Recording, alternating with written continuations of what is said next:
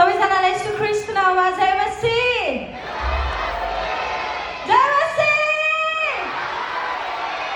साथै नमस्कार पनि छ है। जय मसीह। साथै हामीले स्तुति प्रशंसा पनि गरिसकेका छौँ है।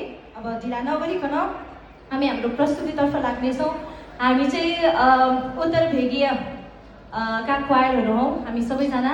अनि आशा छ हामीले गर्ने गाउने भजन कोरसले परमेश्वरको महिमा हुनेछ र त्यो सँगसँगै तपाईँहरूले पनि परमेश्वरको महिमा गर्न सक्नुहुनेछ अनि तपाईँहरूलाई पनि राम्रो र असल लाग्नेछ भन्ने हामी विश्वास गर्दछौँ।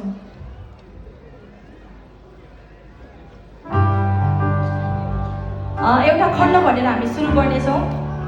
यसाया 41:10ले भन्दछ, यसैले नडरा किनकि म तसित छु, निरुत्साहित नहो किनकि म तेरो परमेश्वर हुँ। म तँलाई बलियो पार्नेछु, म तँलाई सहायता गर्नेछु, मेरो धार्मिकताको दाहिने हातले म तँलाई सम्हाल्नेछु।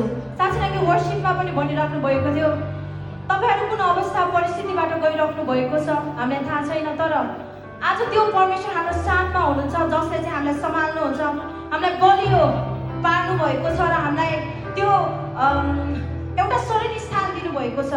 साँच्चै नै यसकारण हामी डराउने छैनौँ। आज हाम्रो रित्त जीवनलाई परमेश्वरले भर्नु भएको छ। आज असल गोठालो बनिकन उहाँले हामीलाई खोज्नु भएको छ। साँच्चै नै यो भजनले पनि यही नै भन्दछ।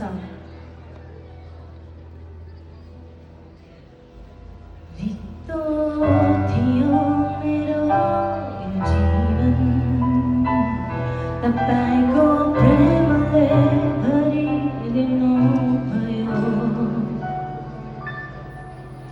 हराएको थिएँ म टाढा कतै, असल गोठालो बनी खोज्नुभयो। हुरी चल्दा मेरो ओतोनो भयो, निर्जनमा मेरो स्रोत हुनुभयो। तपाईँको नजिक म आउँछु,